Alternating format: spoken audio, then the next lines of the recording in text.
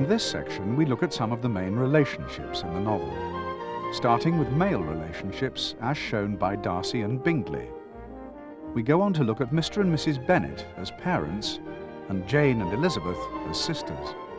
Finally, we look at Elizabeth and Darcy, the main relationships in the novel.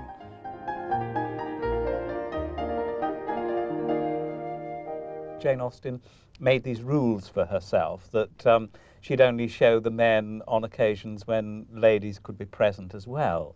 But I think even in the novel you do pick up a number of things, such as Darcy's air of authority.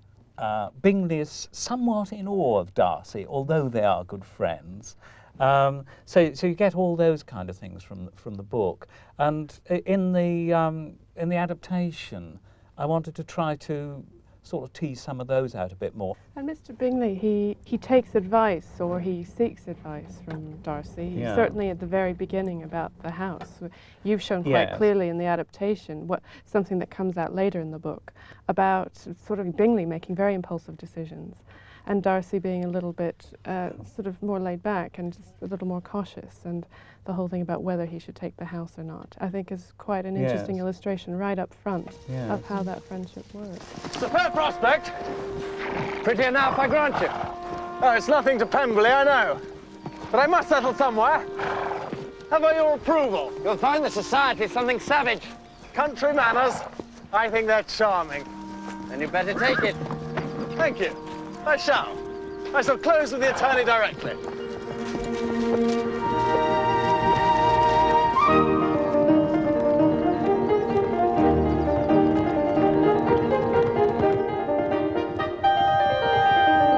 One thing that I really enjoyed doing, I don't know whether the Jane Austen purists would object, was actually writing in a scene where Darcy says to Bingley quite late on in the novel, "Look, I've got to apologise." And Bingley's amazed. He says, "What?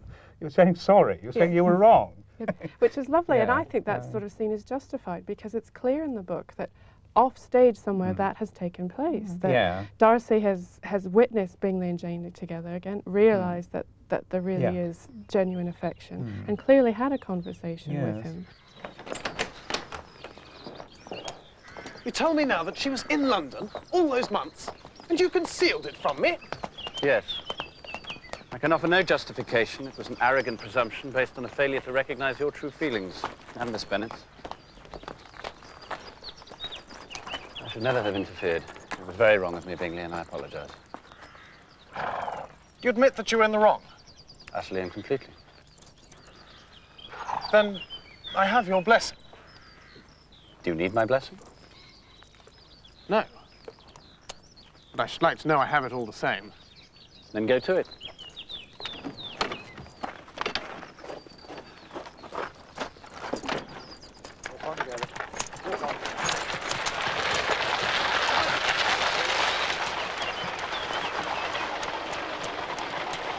And Darcy apologises, which is something Bingley hasn't seen much of ever. Then he's so sort of overcome that his friend has apologised to him, and so I think his anger sort of lessens then. And he then says, well, you know, if you're apologising, you're admitting you're wrong, do I have your blessing to marry Jane, or to go and see her at least? And Darcy says, do you need my blessing? And Bingley says, no. So that's his great moment of discovering that he's not reliant on Darcy and he is his own man. It's a sort of attraction of opposites, I think, that they both admire and respect and get fun out of each other. Bingley teases Darcy like mad, especially at the Meryton Ball, at the Meryton Assembly Rooms, for just standing on the sidelines looking at the girls dance and not doing anything about it. He's very guileless, Bingley, and slightly gullible, and that's where Darcy comes in to cast a protective arm around him, make sure he doesn't get into trouble. Darcy is incredibly proud and incredibly aware of what people are thinking about him and the image he's presenting to the world. Whereas Bingley is just straight in there, you know, and at the ball in Meryton, for example, you know, Bingley's dancing with everyone and having a great time and falling in love with Jane. Whereas all Darcy can see is this sort of ghastly bunch of people who he's sort of bringing himself down to their level. Whereas Bingley doesn't even think about that. I get the feeling in the book that there's not a lot of not very good parenting going on. Absolutely. It's funny, you know, in a funny way, the best parent is Darcy as guardian of Georgiana. Absolutely, yes. I mean, by no means the parent, but very much the one who takes the most trouble over his sister. And although, I mean, we see him at the early stage of the novel. I mean, that's one of his things that he most bitterly regrets, not having kept a close enough eye on her before and making a bad judgment about whose care he entrusted her to. I suppose teenagers, which is what most of them are, usually do get embarrassed by their parents, don't they? I mean, Sir William Lucas is a pompous old bore as well, isn't he? Lady Catherine de Bourgh is an awful parent, isn't she? Jane Austen actually altogether is full of terrible parents, and that's one way that she gives her leading characters freedom, you know, because they have to somehow survive without their parents' help. I suppose the Bennets are the prime example, aren't they, Mr. and Mrs. Bennet? I mean, Mr. Bennet could be stashing money away. I mean, he could be doing something extra to make money to leave to his daughters. In fact, it's only silly Mrs. Bennet who's really concerned about their future. But I mean, those girls don't have a future unless their parents look out for them. Which he sort of says a bit to Elizabeth when he says, I should have looked after you better. Yes. I should have taken care of you. I thought I'd have a son. I mean, it's a very lax way. It only comes home, I think, as the plot goes on. Certainly the reader gets there eventually, I think, that he's really neglecting all his daughters, not just the silly younger ones. He has huge defects of character. I think he's lazy, I think he's cynical, and I think he's rather given up on these girls. It is, after all, his job to provide for them. I wish I had laid by an annual sum to bribe worthless young men to marry my daughters, but I have not, I confess. The reason was, of course, I intended to father a son. The son would inherit the estate, no part of which would be entailed away, so providing for my widow and any other children. By the time your mother and I had abandoned hope of producing an heir, it seemed a little late to begin saving. You could not have foreseen this, Father. I should have taken better care of you all. The satisfaction of prevailing upon one of the most worthless young men in Britain might then have rested in its proper place. As it is, the thing is done with extraordinary little inconvenience to myself. I think in many ways Mr. Bennet has an irresponsible attitude toward the future of his daughters. You can understand why on all sorts of levels. He has 5 of them. 3 of them are clearly very silly. For Jane and Lizzie to be married means that he parts with the last remnants of sanity from his domestic life. He has, though, opted out as a parent.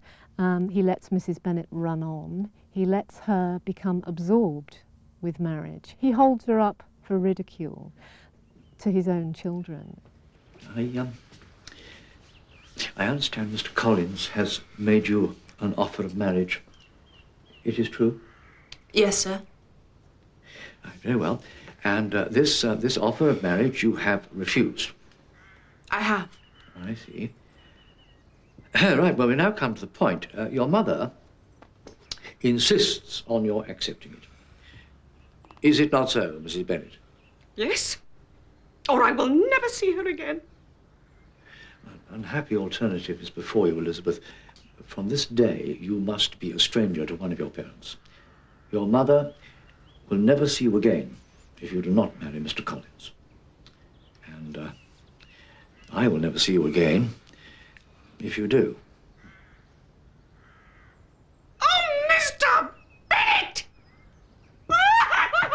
For a long time, literary critics thought that she was a really horrible, impossible, vulgar woman who was a complete embarrassment to her nicer daughters, and was the real reason that Elizabeth and Darcy, and in fact Jane and Bingley, are kept apart throughout the novel because she is so felt to be so vulgar and so impossible that nobody would want to marry into a family which had her in it. Nowadays, I think people realise that that she's doing battle for those 5 girls to try and fix them up with a husband, And somebody has to, because in fact they have no, they're looking forward to an old age with no income.